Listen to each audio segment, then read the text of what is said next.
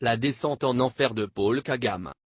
Rwanda, 2018-2019, 2 années fatidiques pour le tyran despote Paul Kagame et son groupuscule ultra-fasciste et sanguinaire. Il n'y a pas d'espoir pour l'avenir, pas de motivation pour le présent, J. Maxwell. Depuis le début de cette année 2018, Paul Kagame est confronté à de sérieux problèmes et que lui-même se trouve devant l'impasse pour trouver les solutions. Quand j'ai écouté attentivement son discours lors de la commémoration du 24e anniversaire du génocide de Tutsi, j'ai vite compris que cet homme tend vers la fin, il est fatigué, non seulement physiquement, mais aussi moralement. Le Rwanda actuel est dans les difficultés inouïes qu'on peut énumérer un à un. 1. Le problème des prisonniers politiques, une casse-tête pour Paul Kagame et son gouvernement. Depuis le début de son premier mandat, Paul Kagame a utilisé les manœuvres politiques pour évincer ses adversaires. Les plus célèbres concurrents de taille sont Madame Victoire Ingabire en 2010 et Diane Rwigara en 2017. Ces vaillantes dames ont fait la une des médias internationaux et des rapports des organisations de défense des droits de l'homme depuis leurs emprisonnements par Paul Kagame. Jusqu'à présent, le gouvernement rwandais ne sait pas quoi faire pour effacer leurs histoires qui font l'objet de son critique par la justice internationale. 2. Le dossier de l'attentat contre l'avion du président Juvénal Habyarimana qui continue d'envenimer les relations diplomatiques franco-rwandaises. Depuis des années, chaque fois qu'on évoque ce sujet, Kagame devient dingue, paranoïa parce qu'il sait bien que le peuple français ne peut pas abandonner ce dossier. Les familles qui ont perdu le leur dans le Falcon 50 réclament sans cesse la justice. Kagame lui-même est conscient qu'il n'a jamais été acquitté, qu'il est dans ce qu'on appelle l'atermoiement illimité. Le dossier parcourt les instances judiciaires du jour au lendemain, sans que Paul Kagame et ce co-accusé ne s'en rendent compte. 3. La présence et les massacres des réfugiés tutsis congolais sur le sol rwandais, un problème épineux pour le pouvoir à Kigali. Dans ses visées machiavéliques, pour contrôler toute la région, Kagame a voulu utiliser ses semblables, tutsis congolais et burundais, pour occuper les du Congo et le Burundi. Il voulut copier l'histoire des Sudètes, Allemands qui peuplaient la Tchécoslovaquie sur la frontière avec l'Allemagne, du temps d'Hitler et l'Allemagne nazie. En février 1938, Hitler a laissé entendre dans une allocution publique que le problème des Sudètes ne serait résolu que par le rattachement au Reich des régions où les Allemands sont majoritaires. En voulant imiter Hitler, début octobre 1996, Paul Kagame ordonne Pasteur Bizimungu, président du Rwanda à l'époque, de dire publiquement que les frontières entre le Rwanda et l'ex-Zaïre doivent être révisées, que les deux Kivu doivent revenir au Rwanda. C'était le début de la guerre surnommée des Banyamulange pour destituer le président Mobutu et annexer les deux Kivu au Rwanda et exploiter les richesses de ces deux provinces sans embâge. L'histoire des Tutsis congolais et Paul Kagame. Début 1996, Paul Kagame a envoyé ses émissaires dont Col. Charles Kayonga et Col. Jam Kabarebe à l'université de Butar pour animer une conférence propagandiste sur l'invasion de l'ex-Zaïre, et sensibiliser les jeunes Tutsis congolais que la guerre du Congo est imminente. Ces officiers ont demandé à ces jeunes Tutsis congolais d'aller rappeler leurs familles pour se réfugier au Rwanda s'ils veulent une vie sauve, avant que l'hécatombe n'arrive. Au même moment, les jeunes militaires Tutsis congolais qui ont combattu au sein du FPR depuis 1990, ont rappelé leurs familles restées à l'est du Congo de se réfugier au Rwanda avec l'espoir de retourner chez eux, une fois leur rêve d'annexer les deux Kivu sur le Rwanda deviendra réalité. La guerre éclair rwando-ougandaise sous l'étiquette d'AFDL avec un noyau d'intellectuels Tutsis congolais au sommet de l'organisation pour chasser Mobutu, a donné un espoir éphémère à cette communauté Tutsi congolaise rwandophone qu'ils auront une république indépendante du Kivu dans le cadre de la balkanisation du Zaïre. Début 1998, l'espoir de ces Tutsis congolais est tombé en ruine, lorsque Laurent Désiré Kabila découvre qu'il a fonctionné comme une marionnette de Paul Kagame et son clique. Le président Kabila décida de remercier l'armée patriotique rwandaise, ce qui marque le début d'une guerre d'usure de RCD Goma contre le régime à Kinshasa. En 2002 en Afrique du Sud, l'accord de paix a été signé à Pretoria où un gouvernement de transition a été mis sur pied. Azaria Ruberwa, un Tutsi Munyamurange est devenu le deuxième vice-président parmi les 4 VIP, en vue de donner un espoir à cette communauté instrumentalisée par Kigali, qui réclament à corps et à cri la nationalité congolaise et leur introduction dans les institutions politico-militaires de la RDC. Le peuple congolais a accepté cet accord avec espoir que la démocratie et la sécurité soient les bienvenues en RDC. Cependant, la création d'une armée nationale et les autres corps de sécurité devaient suivre un schéma issu de discussions de Pretoria, dont l'intégration des militaires du RCD Goma et le retrait total de l'APR sur le sol congolais. La mise en application de l'accord sécuritaire a rencontré plusieurs difficultés à cause de Paul Kagame par rapport à son agenda politico-économique dans les deux Kivu et il ordonna à ses troupes plusieurs stratégies. Une partie devait accepter l'intégration et toutes les injonctions du gouvernement congolais, notamment les affectations dans les autres régions militaires comme infiltrées dans l'armée nationale.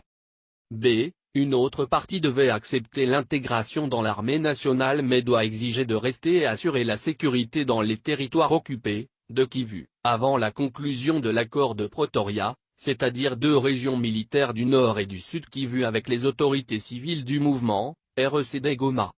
Le peuple congolais a vu cette exigence comme une insulte. Il a en même temps compris que c'est Paul Kagame qui manipulait ce mouvement en vue de continuer son projet de pérennisation et puis des ressources minières en complicité avec Joseph Kabila à la tête de ce géant pays de l'Afrique centrale. Lorsque Paul Kagame se rend compte que le patriotisme du peuple congolais s'avère croissante, il a changé la carte. Il créa un mouvement insurrectionnel sous l'étiquette SUS-CNDP avec à la tête un général Tutsi Laurent Nkunda, aujourd'hui dans l'oubliette à Kigali.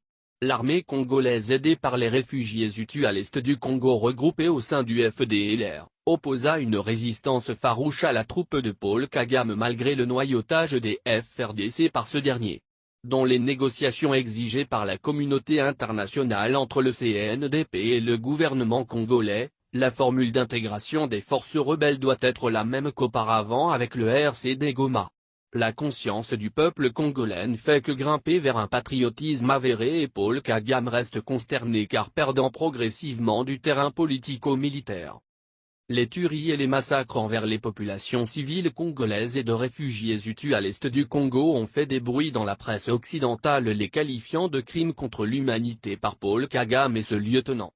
Pour ces faits accablants, le rapport mapping de 500 pages a été rédigé par les experts de l'ONU aidés par les médias les plus réputés dans le monde et a été diffusé urgemment dans la même lancée, la diffusion d'un rapport sur l'exploitation illégale et illicite des ressources minières au Congo par Paul Kagame et les conglomérats occidentaux a encore assommé Paul Kagame et ses alliés dont les États-Unis, le Royaume-Uni et l'Israël venus en tête dans ces crimes de guerre économique.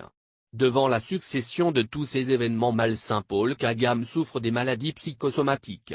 Il est devenu une paranoïa, le vertige de Meunière s'aggrave, l'insomnie rebelle aux hypoxies que le rend fou et il n'entend personne. Au niveau du haut appareil politico-militaire du FPR, la dissension est devenue chronique, récurrente, et une grande partie de ses lieutenants ont quitté le pays. Les autres sont massacrés donnant la brèche à la presse internationale l'occasion d'épingler ce tyran dictateur.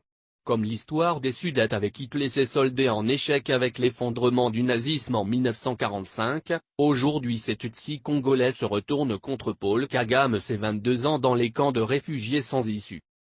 4. La colère de la population de l'intérieur pourra nécessairement déboucher à une révolution populaire. Actuellement la majeure partie de la population est en souffrance, la faim et la pauvreté progressent au pas de géant, alors qu'il y a une frange minoritaire qui s'enrichit de façon illicite. Pendant la semaine de la commémoration du génocide, certains ont refusé de prendre les bougies allumées, les autres ont réclamé publiquement la reconnaissance des morts de leurs membres de famille assassinés par le FPR en 1994. Ces personnes sont actuellement poursuivies par la fameuse justice rwandaise pour ce comportement soi-disant négationniste du génocide de Tutsi, ce qui constitue un signe de manque de cohésion sociale dans un pays fragilisé. 5. La récente promotion des officiers généraux et supérieurs au sein du RDF a un bombe en retardement. La dernière promotion de beaucoup de généraux et officiers supérieurs par Paul Kagame aura des conséquences fâcheuses non seulement sur l'économie nationale, mais aussi sur la cohésion de cette armée. Depuis la diminution de l'aide militaire américaine et britannique, L'entretien d'une armée de plus de 100 000 hommes devient de plus en plus difficile à Paul Kagame au moment où l'économie rwandaise est exténue car tous les pays frontaliers ont tourné le dos vers le Rwanda. Au sein de RDF la révolution est plausible, instabilité dans la famille présidentielle et source dissension au niveau de l'appareil de l'État. Construire un culte de personnalité autour de sa personne, un secret systématiquement entretenu par la propagande, la falsification du passé, la dénonciation délirante des complots, des saboteurs et des traîtres, l'organisation des procès truqués, la liquidation physique d'adversaires politiques ou des personnalités tombées en disgrâce sont des caractéristiques permanentes de son régime. Comme Staline, Paul Kagame dans la promotion des officiers généraux, il entreprit de remplacer ses anciens compagnons de guerre par la jeune qui ne connaissent pas beaucoup son histoire et qui doivent l'obéir par un serment de fidélité. Cette armée comme instrument de répression du FPR et de terreur est devenue impopulaire. Certains anciens généraux de la première heure de lutte pour la libération sont tombés dans l'oubliette et sont devenus mécontents à côté d'un grand nombre de civils qui ont joué un grand rôle politique. Ce tyran dictateur a délibérément agi comme s'il est immortel et que la question de sa succession ne se posera jamais. 6. Paul Kagame et la justice internationale, un dossier lourd. Ces derniers temps les organisations internationales pour le droit de l'homme ne cessent de sortir des rapports accablants sur le non-respect des droits de l'homme et de liberté au Rwanda. En guise d'exemple on peut citer A. Le rapport du 28 septembre 2017 sur la répression politique post-électorale, HRW, des opposants ont été arrêtés, harcelés ou soumis à des disparitions forcées suite à l'élection du président Paul Kagame. B. Le rapport du 13 juillet 2017 sur les exécutions extrajudiciaires dans l'ouest du Rwanda, HRW, les forces de sécurité rwandaises ont procédé à l'exécution sommaire d'au moins 37 personnes de petite délinquance dans la province de l'ouest du Rwanda, Gizanyi, entre juillet 2016 et 2017. Les militaires ont arrêté arbitrairement et abattu les victimes. C. Le rapport du 10 octobre 2017 sur la détention illégale et torture de 102 personnes intitulé Nous obligerons à avouer.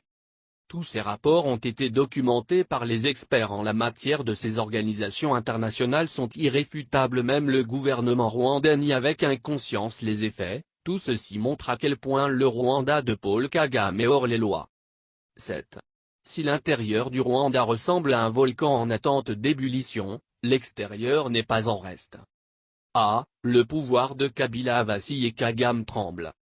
Depuis l'assassinat de Musi Laurent Désiré Kabila, Paul Kagame et ses supporters occidentaux ont contraint à Joseph Kabila de laisser l'armée de Paul Kagame de faire ce qu'il veut librement à l'est du Congo, notamment les massacres des réfugiés Hutus et leurs semblables congolais dans le projet de la création d'un empire Hutu, ce qui favoriserait la facile exploitation des richesses de Kivu. Les populations sans défense ont été victimes délibérément depuis 2000 jusqu'en 2013 avec la défaite de M23. Une conscience assoupie du peuple congolais a commencé à se réveiller vers la fin du deuxième mandat de Joseph Kabila fin décembre 2016. Malgré les multiples sommations de la communauté internationale sur Kabila pour respecter les jeux démocratiques, ce dernier est resté intransigeant. La récente mobilisation de la communauté laïque congolaise avec les partis d'opposition a affaibli le régime Kabila et la fin de son règne est proche. L'alternance politique prévue fin décembre 2018 semble devenir une réalité. Si tel est le cas, la future classe politique bien organisée autour d'un vrai patriotique congolais pourra introduire le Rwanda de Paul Kagame en justice avec réclamation des réparations sur les tueries des populations et l'exploitation illégale des richesses congolaises. Devant cette imminente situation, Paul Kagame ne sait pas à quel diable il doit se confier. Il commence à prononcer des discours sous forme de testament. B. Vers la stabilité et la cohésion sociale au Burundi voisin, une menace pour le Rwanda.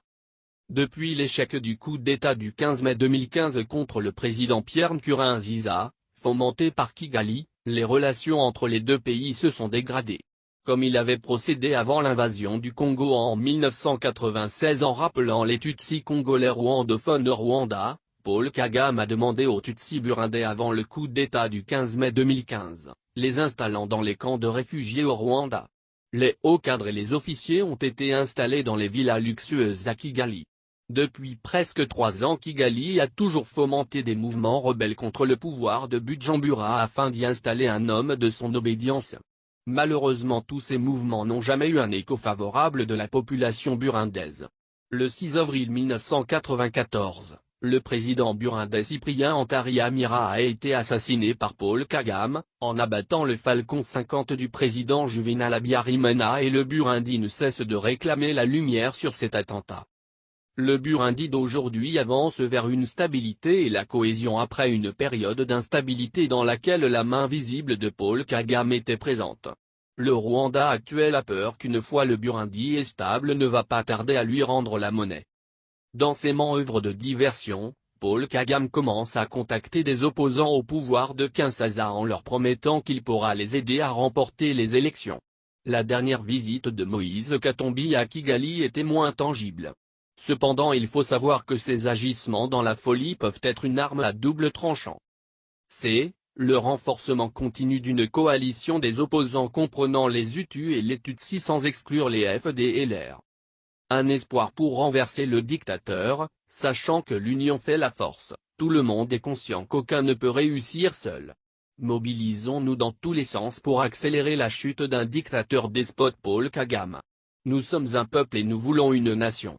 Ce n'est par le combat d'un seul homme, ça nous concerne tous, pour mettre fin à la période le plus brutale de la terreur. Le totalitarisme de Paul Kagame fait que la faute d'un individu s'étend à son conjoint, à ses enfants, à sa famille entière et à tout son réseau d'amis et de relations.